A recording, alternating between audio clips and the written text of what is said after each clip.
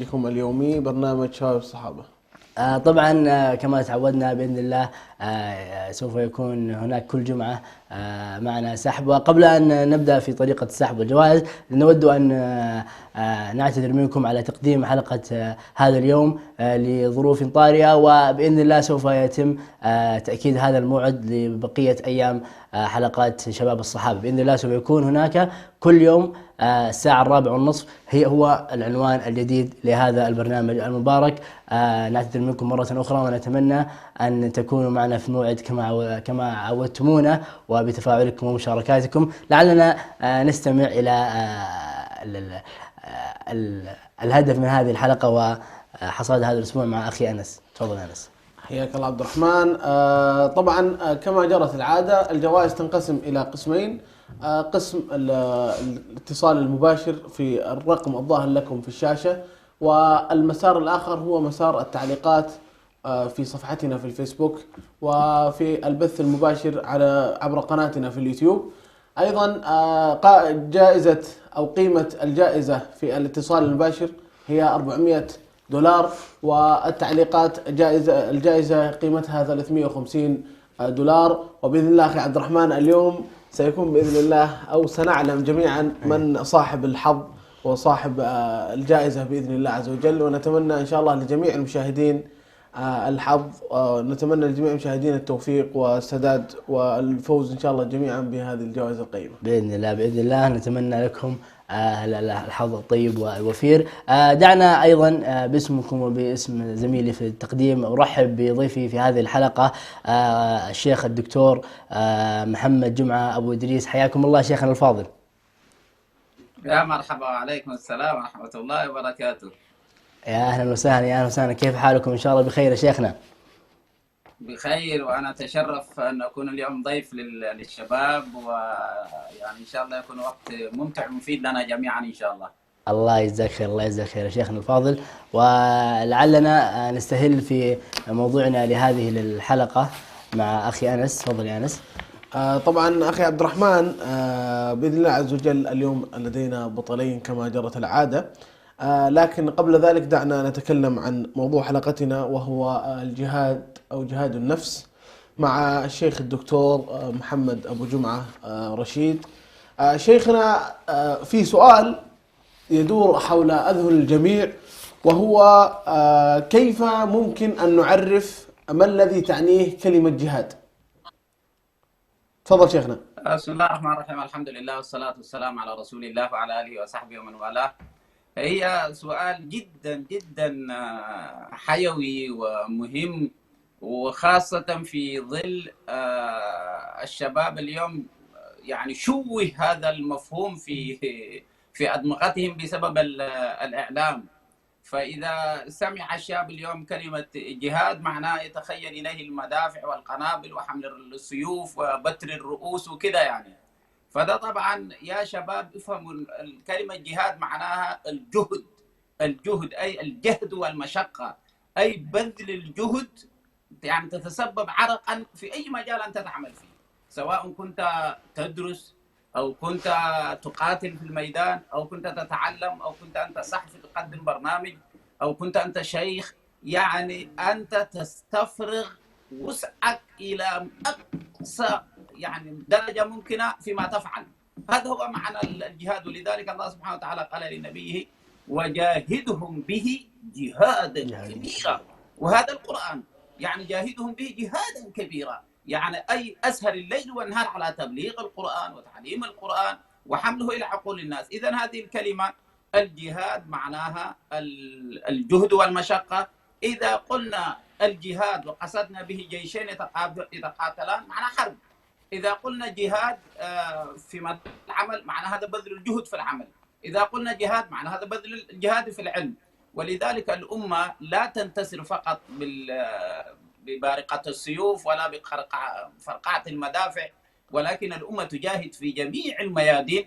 ومن أهم الجهاد في هذا هو أن يجاهد الإنسان نفسه، مجاهدة نفسه، تنتصر على نفسك. لذلك الذي ينهزم أمام شهواته ويضعف أمام حظوظ نفسه يا شباب ما يقتل نملة، خليك يقتل أسد ولا يقتل أحد، نملة ما يقدر يقتل. هذا هي الحقيقة والمفهوم اللي شباب أرجو إن شاء الله يستوعبوا يعني. جميل شيخنا، أحسن الله عليك. طيب شيخنا، لعلنا نربط موضوع جهاد النفس، وهو موضوع شيق بالحقيقة ويهم أكثر الشباب. دعنا نسألك، هل يوجد رابط بين مصطلح جهاد والنفوس الثلاثة التي ذكرت في القرآن، وهي النفس الأمارة بالسوء والنفس اللوامة والنفس المطمئنة؟ ويا ليت شيخنا لو نفصل في كل واحدة منها. إذا نحن دخلنا الآن في هو القضية الأساسية والقضية الأهم، وهو الخطوة الأولى في أن الإنسان ينجح في الحياة، أي يدخل في معمعة الحياة ويجاهد، هو خليفة الله في هذا الأرض. فأول خطوة مطلوبة من الإنسان هو أن ينتصر على نفسه.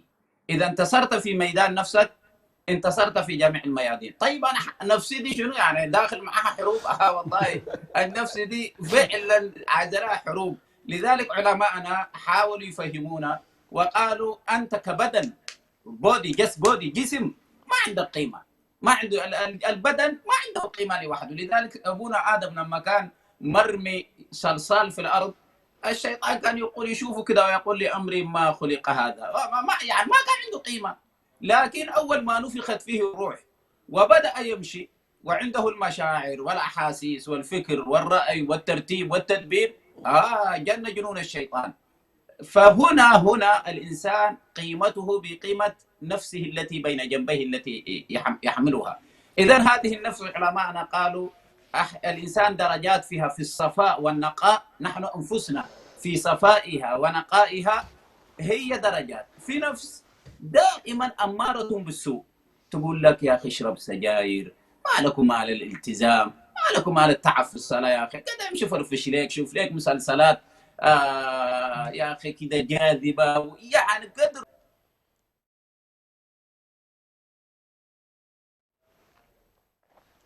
لعلنا واجهنا مشكلة في الاتصال، نعاود الاتصال بشيخنا بعد قليل، ولعلنا نستكمل مع حديث شيخنا الفاضل وهو شيق.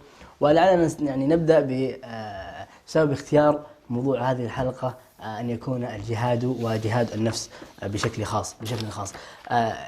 تعودنا أنه بإذن الله في كل أسبوع سوف نتحدث حول مواضيع معينة. في كل يوم سوف يكون هناك موضوع، سوف يكون أيضا هناك صحابي، والموضوع الذي سوف يكون يوم الجمعة سوف يكون جامع جميع هذه المواضيع الأربعة. نعم. فلو ذكرنا مثلا احنا في الأسبوع هذا ذكرنا أنه تكلمنا عن الشجاعة، تكلمنا عن الصبر، تكلمنا عن المثابرة، وتكلمنا عن الصلاة. سبحان الله، لو تجد المصطلح الذي يجمع هؤلاء الأربع هو الجهاد. يعني الشجاعة تحتاج إلى جهاد، يعني تجاهد الآخرين ممكن، أو تجاهد العدو أو ما إلى ذلك. الصلاة تحتاج إلى مجاهدة النفس، أيضا الصبر، أيضا المثابرة. كل هذه تحتاج أن تجاهد نفسك أشد الجهاد حتى تحصل على مرادك، وتعتبر فعلا إما شجاع وإما قواما وإما صبورا أو مثابرا. هذه لفتة بسيطة في سبب اختيار عنوان الحلقة. نعم. أيضا أخي عبد الرحمن، من موضوع جهاد النفس كما ذكرت أنه رابط لجميع العناوين. فسبحان الله تجد الجهاد، الصلاة، المثابرة، الصبر، جميع العناوين هذه تحتاج إلى أن الإنسان يجاهد نفسه. فسبحان الله تجد الإنسان عندما يستيقظ إلى الصلاة تجد أن الشيطان يغلبه.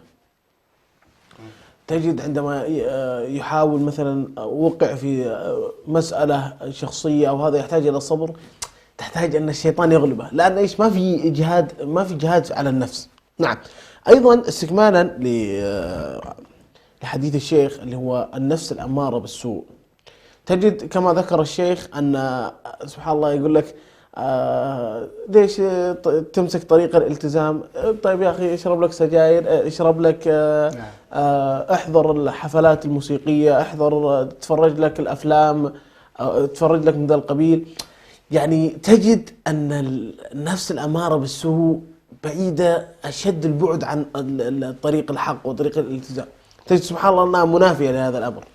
تجد سبحان الله كل ما بغيت تذهب مثلا إلى محاضرات علمية تستفيد منها، تذهب إلى حلقات تحفيظ قرآن تزداد منها علما، تزداد منها بركة في الحياة.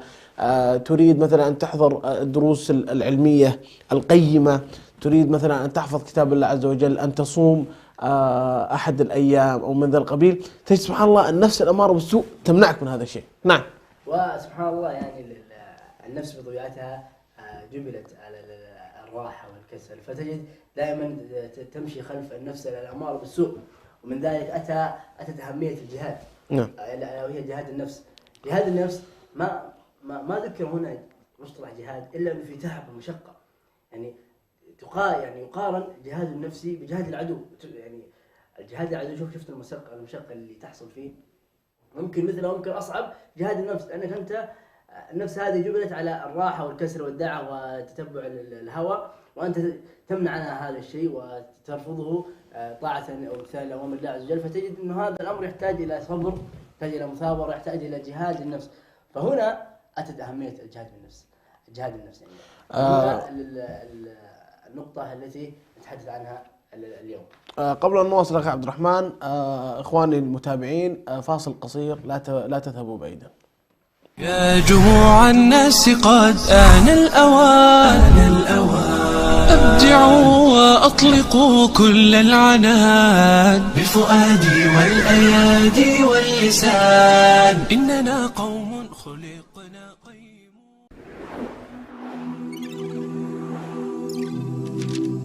رمضان شهر القرآن، فاستمتع أنت وأسرتك ببركات القرآن في شهر رمضان، ولا تتوقف عند التلاوة فحسب، بل تعرف على معاني الكلمات وتفسير الآيات بشكل مبسط.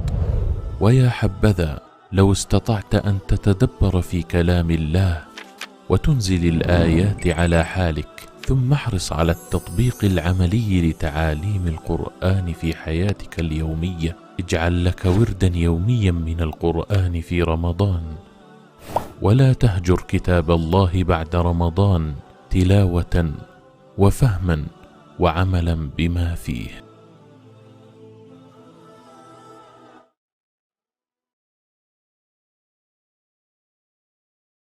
أول فضيلة هي حب الله. إذا أردت أن يحبك الله ورسوله فلتقرأ القرآن. قال الصحابي رضي الله تعالى عنه خباب بن الأرت: تقرب إلى الله بما استطعت، ولن تتقرب إليه بشيء أحب إليه من القرآن. عما يتساءلون عن النبأ العظيم الذي هم فيه مختلفون كلا سيعلمون.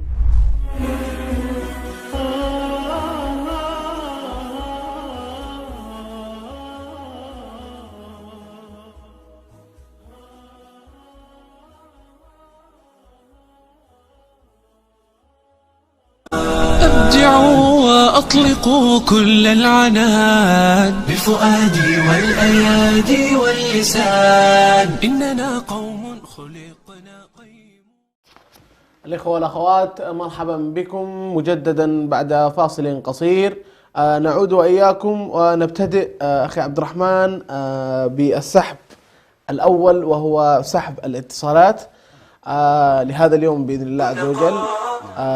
لو تسحب لنا أخي عبد الرحمن الفائز، جعل الله جميع المتابعين من الفائزين برضوانه، اللهم آمين. اللهم آمين. وصلنا إلى اللحظة الحاسمة لهذا الأسبوع ما شاء الله، والفائز معنا بالجائزة الكبرى وبمبلغ $400. طبعا كما عودناكم مصداقية، نخربط الأوراق.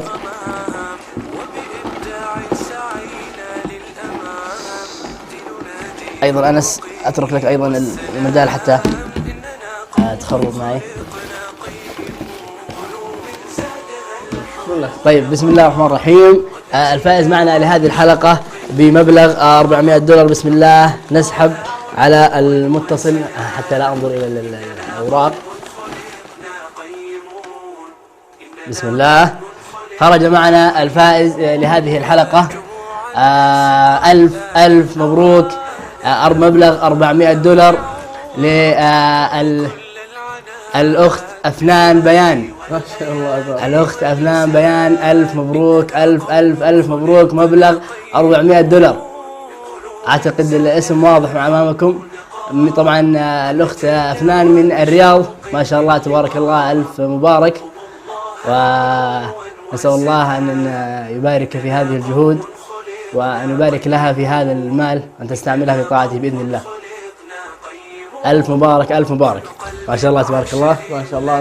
نبارك لأختنا المتصلة أفنان، وألف مبروك، وبانتظار إن شاء الله اتصالاتكم في الأسبوع المقبل، ونتمنى إن شاء الله للجميع حظا طيبا. نعم. أخي عبد الرحمن، لو نستكمل حديثنا حول النفس الأمارة بالسوء، ذكرنا أن سبحان الله الإنسان كلما سعى وحاول أن يذهب إلى دروس العلم والمحاضرات القيمة والأمور التي تفيده دينا ودنيا، أتت النفس الأمارة بالسوء ووقفت أمامه سبحان الله عز وجل وسدت هذا الطريق. فتجد سبحان الله الإنسان كل ما يريد أن يذهب إلى شيء تجي النفس الأمارة بالسوء تسده. أيضا أخي عبد الرحمن، لو تعطينا أو نستكمل حديثنا عن النفس المطمئنة. سبحان الله يا أنس بيان، وهذا الموضوع موضوع شيق، ألا وهو النفس المطمئنة. سبحان الله النفس المطمئنة تجدها نفس أولا مطمئنة، يعني ساكنة هادئة، ليست بالنفس المتوترة، وليست بالنفس التي تجد عليها شؤم المعصية. سبحان الله تجد نفس مطمئنة، نفس هادئة أولا. ثانيا نفس صلتها بالله عز وجل صلة كبيرة جدا، فذي سبحان الله تحل عليها السكينة والوقار، وذلك ممتد من الدين الإسلامي. عندما تمتثل لأوامر الله وتجتنب نواهيه، سبحان الله يقذف الله في قلبك السكينة والراحة والطمأنينة، فتجد نفسك يعني ساكنا. يعني النفس المطمئنة تحثك على أنك تكون ساكن هادئ، لا المعصية لا تؤثر فيك، الفتن تعصف بك يمين ويسار ولا تؤثر فيك شيئا، لأن أنت ثابت بمبادئ الله عز وجل. وهذه إذا أردنا أن نربطها بشباب الصحابة، هذه النفس التي كانت تحفزهم على فعل الخيرات وترك المنكرات. نعم. أيضا أخي عبد الرحمن، النفس المطمئنة لن تأتي إلا إذا كان هدفك الأول والأخير هو رضاء الله عز وجل. رضاء الله عز وجل لن يكمل إلا بأداء الصلاة. سبحان الله النفس المطمئنة كيف تكون مطمئنة؟ الآن لو يدور في رأس أي شخص في هذا العالم النفس المطمئنة كيف تكون؟ إذا رأيت سبحان الله الشخصية هذه حلت بالصبر، لأن الصبر ترى لم يأتي لأي شخص. تجده ما شاء الله محافظ على صلاته، تجد محافظ على صلاته، تجد نفسه مطمئنة. نعم. تجد أيضا الصبر، الصلاة، تجد سبحان الله النفس المطمئنة هذه علاقتها بالله عز وجل قوية قوية قوية جدا. ونستدل بمقولة يقول من وجد الله فماذا فقد، ومن فقد الله فماذا وجد. فسبحان الله تجد أن النفس المطمئنة دائما تكون مع الله عز وجل. فسبحان الله اللي مع الله عز وجل يا أستاذ عبد الرحمن دائما ما يخسر، دائما تكون نفسه مطمئنة. نعم. أيضا استكمال لحديث الأنفس. نعم. لدينا أيضا النفس الثالثة، ألا وهي النفس اللوامة. والنفس اللوامة تأتي يعني تبعا للنفس المطمئنة والنفس الأمارة بالسوء. النفس اللوامة هي التي إن أتت تبعا للنفس الأمارة بالسوء فهي تلوم الإنسان على فعل هذا المنكر، وهي نفس طيبة. يعني النفس التي تلومك وتوبهك على فعل هذا المنكر هي نفس طيبة، لابد أن يراجع الإنسان نفسه، وهي النفس التي تحثك على التوبة والرجوع والإنابة والاستغفار. وأيضا إنها تتبعا للنفس المطمئنة، فهي النفس التي تلومك على عدم المسارعة في الخيرات وعدم المسارعة في الطاعات. فتجد سبحان الله تلومك يا أخي إذا أنا مثلا قمت الليل في هذه الليلة ساعة، يقول يا أخي ربي أنا أتاني الجهد، لماذا لا أقوم بساعتين مثلا؟ فتلومك على عدم الزيادة في الخير. وأيضا تلومك إذا أقدمت على فعل أمر أو منكر وما إلى ذلك. نعم. الإخوة والأخوات، فاصل قصير ونعود إليكم. أبدعوا وأطلقوا كل العنان بفؤادي والأيادي واللسان، إننا قوم خلقنا قيم. والنبي عليه الصلاة والسلام كانت عادته إذا سئل عن شيء لا يعرفه يسكت صلى الله عليه وسلم ويصمت، فلم يرد أي سؤالا حتى يأتيه الجواب من الله تبارك وتعالى. فأتبعه النبي صلى الله عليه وسلم رجلا دعاه وتلا عليه هذه الآية: وأقم الصلاة طرفي النهار وزلفا من الليل إن الحسنات يذهبن السيئات ذلك ذكرى للذاكرين. فلحق الرجل رسول الله صلى الله عليه وسلم فقال: يا رسول الله، إني أصبت حدا فأقمه علي.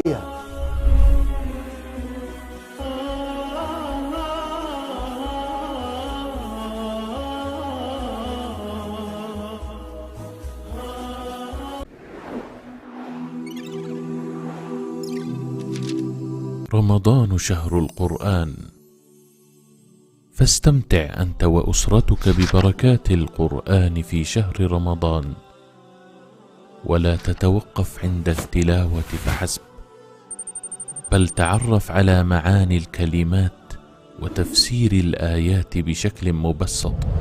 ويا حبذا لو استطعت أن تتدبر في كلام الله وتنزل الآيات على حالك، ثم احرص على التطبيق العملي لتعاليم القرآن في حياتك اليومية. اجعل لك وردا يوميا من القرآن في رمضان، ولا تهجر كتاب الله بعد رمضان تلاوة وفهما وعملا بما فيه.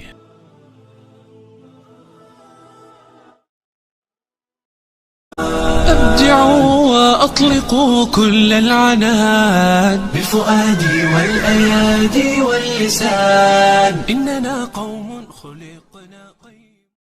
حياكم الله مشاهدينا الكرام، عدنا لكم بعد الفاصل ونذكركم بأننا سحبنا على الجائزة الأولى وهي بمبلغ $400، وهي جائزة المتصلين، وبإذن الله بعد قليل سوف نسحب على الجائزة الثانية بمبلغ $350، مبلغ أو جائزة المعلقين في التواصل الاجتماعي. ولعلنا قبل السحب يا أنس نستكمل حديثنا حول هذا الموضوع الشيق، ألا وهو جهاد النفس. ذكرنا أنه هناك 3 أنفس يعني متعلقة بموضوع جهاد النفس، ألا وهي النفس الأمارة بالسوء والنفس المطمئنة والنفس اللوامة. فإذا جينا حللنا ال3 أنفس هذه، ينبغي على الإنسان يعني إن أراد أن يحرص ينبغي أن يحرص عليها ال3 كلها، لأنه سبحان الله النفس أو الشاب الصالح لا يخلو أولا من المعصية، وكلنا ذاك الخطاء. ويعني في الحديث القدسي النبي صلى الله عليه وسلم يقول: لو لم تذنبون لذهب الله بكم وأتى بقوم يذنبون فيستغفرون فأغفر لهم. فلا يعتقد الشاب أنه غير معصوم من الخطأ، وهذا أمر محال. فلذلك هذه نفس مزروعة فيك أصلا، نفس الأمر بالسوء هي نفس مزروعة فيك، مهما يعني نظرت إلى المشايخ والعلماء سبحان الله الجميع بلا استثناء معرض للخطأ. فبالتالي يجب أن يضع الشاب في مخيلته وفي ذهنه هذا الأمر، باعتبار أنه الخطأ وارد. ولكن يعني عندما نقول الخطأ وارد لا يجلس الشاب يقول خلاص الخطأ وارد، أنا يعني هذه نفس مزروعة فيني، يعني لا يوجد حل، إذن خلاص أنا سوف أفعل المعصية، وهي النفس الأمارة بالسوء التي أمرتني بذلك. لا، ابن الله عز وجل وضع فيك أيضا النفس الأمارة، النفس اللوامة التي تلومك عن المعصية. فإذا لم تجد في نفسك لوما ومعاتبة النفس على المعصية فراجع نفسك. وأيضا هناك أيضا النفس المطمئنة. كل هذه النفوس تحتاج إلى تغذية. كيف تغذيها؟ تغذي النفس اللوامة بالاستغفار والتوبة والرجوع إلى الله وإنابة، وتغذي النفس المطمئنة كما ذكرنا في خلال هذا الأسبوع بالصلاة، بالصبر، بالمثابرة. هذه كلها تشحن النفس المطمئنة. نعم. أيضا عبد الرحمن كما ذكرت أن موضوع الشخص يحتاج إلى تغذية بالاستغفار والتوبة. التوبة يا أخي عبد الرحمن التعليق عليها، لابد الإنسان عندما يبدأ التوبة يكون لديه النفس اللوامة بفعل الأمر الذي سواه. مثلا سمعت، لابد الإنسان تكون نفسه يعني في من اللوم على نفسه بالفعل الذي فعله.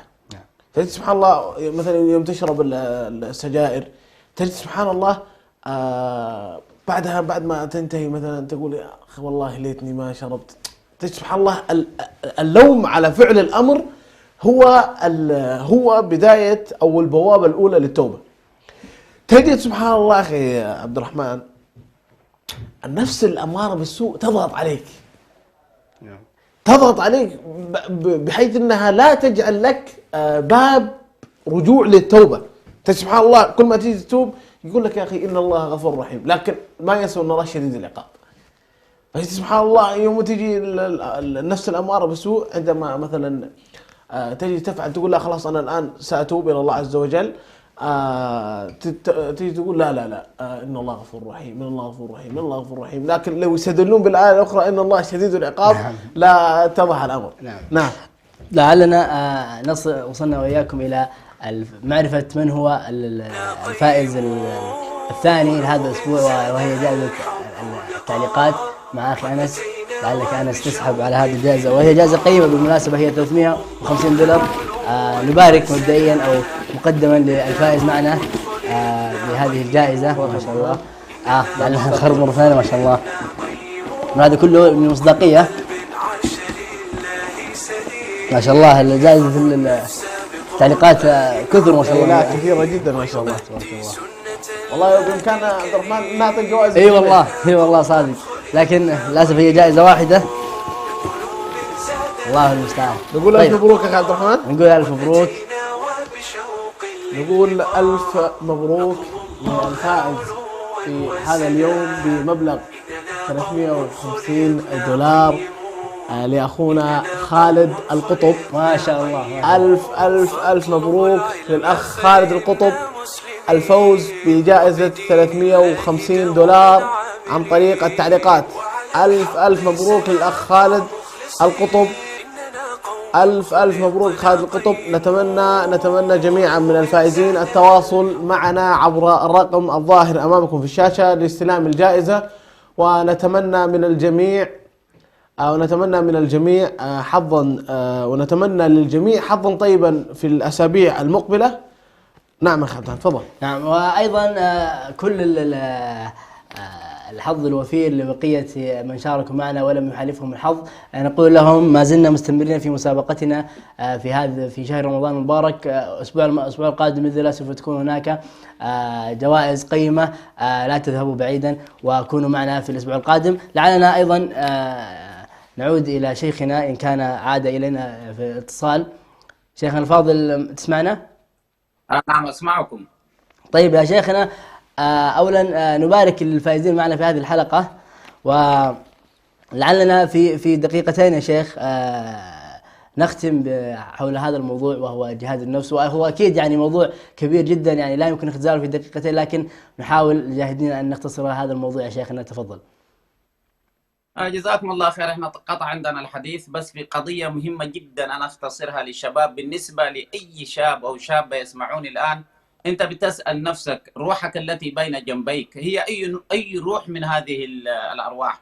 لذلك في الإنسان أول حاجة الشيطان الهوى ينزعه، دي اللي سموها النفس الأمارة بالسوء. والنفس دي هي اللي عايزة أنه الإنسان يعني لا يستمر معها. أنت نفسك تجرك للشيطان، أنت لازم تجر للخير.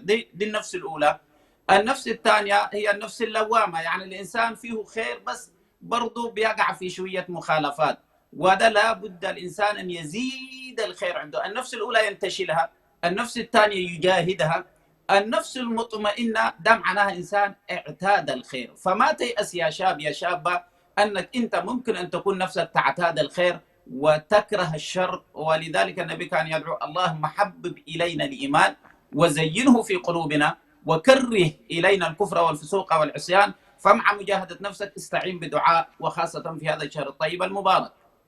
نعم شيخنا، لو تعطينا في ختام هذه الحلقة نصيحة تقدمها للشباب في هذا الموضوع، أو نصيحة تقدمها للشباب بشكل عام في دقيقة نكون لك شاكرين.